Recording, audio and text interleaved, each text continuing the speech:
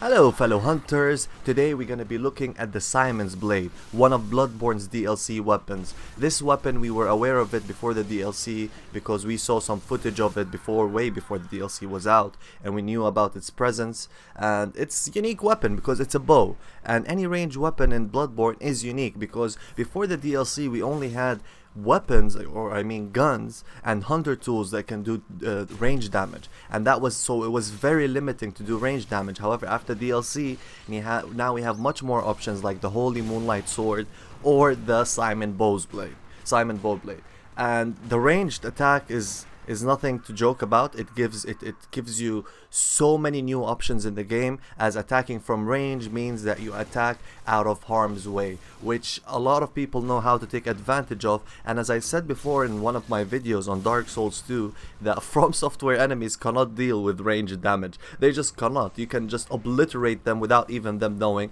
But granted, in Bloodborne they are much more aggressive than the Dark Souls games. In Dark Souls games they stand just there and get poisoned from a distance without doing anything, which is kind of stupid. Or at least they will attack you. So let's get into the stats of the Simon's Bowblade.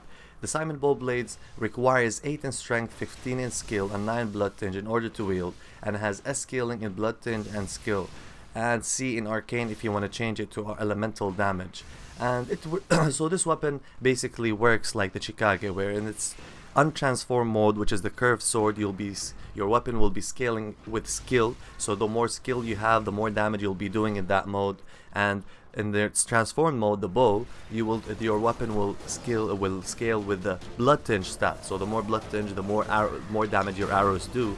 So it's basically like the Chikage. So remember that you need both blood tinge and skill to be fully efficient and effective with this weapon. And in this video I have I have 50 skill and anywhere between 40 and 50 blood tinge. I did go 50 blood tinge to see the results of the weapon. So the standard Simon's Bowblade that you find in DLC has 2 radial slots, gem slots, and 1 triangle. So that one is my favorite. Usually it's the best for having physical damage. And this weapon also behaves like the Chikage, where when you give it physical damage, it increases also your blood damage. Exactly the same, both exactly the same percentage. Let's say I put 27% physical, it will increase both of those.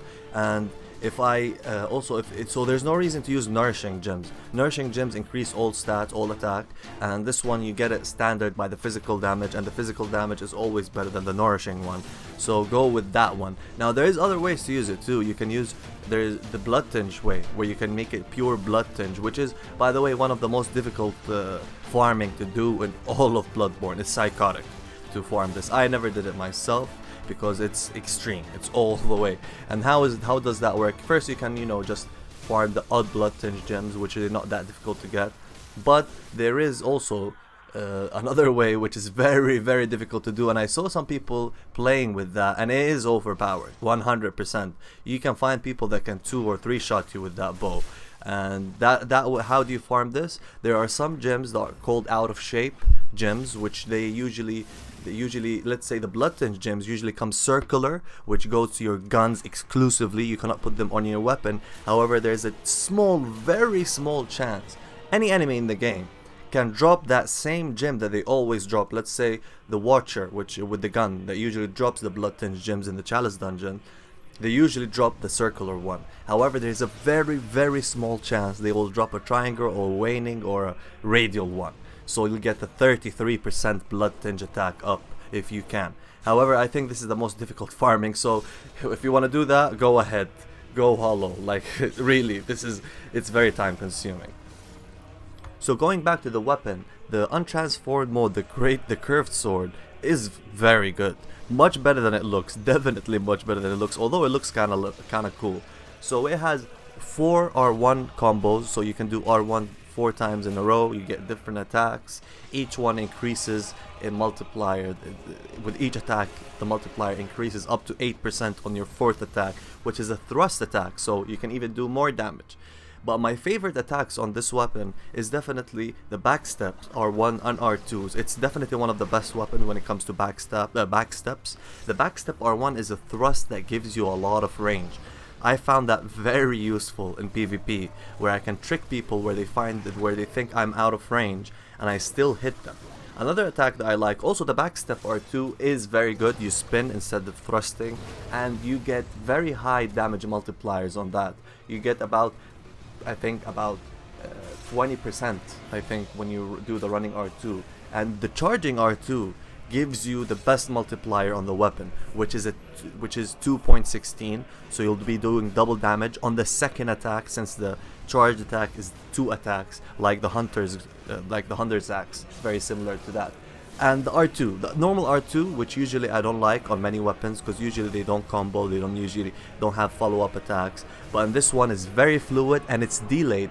Delayed in this game, I think delayed attacks are the best in this game, especially in PvP, because usually what people do when they see you R1, let's say I pressed R1, that's when where they quick step. They quick step exactly when you attack.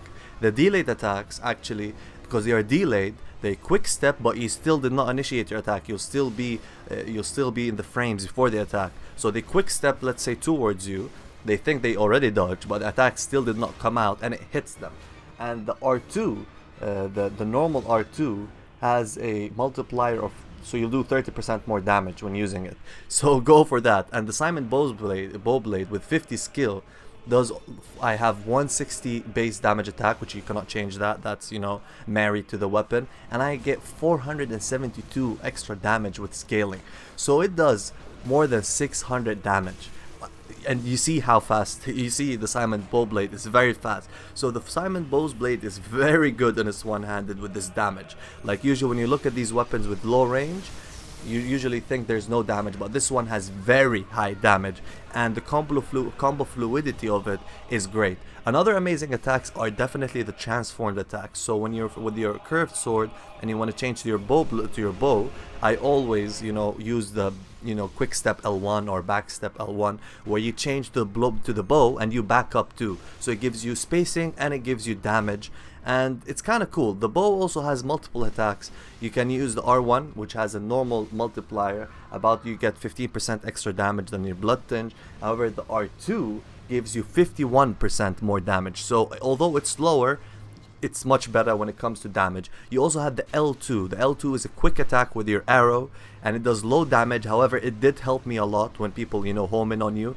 You just do one, stun them, then back away, so you can get back your pacing. So, you know, you can then decide if you want to stay with your bow or with your weapon. And believe it or not, you can backstab with the charged R2 of the bow. And I did not find out that one until I got backstabbed. I did not get backstabbed. I was on the backstab animation, so I got, you know, stunned from a player who hit me on the back they did it purposely, so that was very cool, but they missed the backstab. So you can backstab people from range, and the implication of this is huge when it comes to trolling and of course breaking the game in PvE when you are playing online. So you can also hit with the same bow as a physical attack, and that's a jumping R2.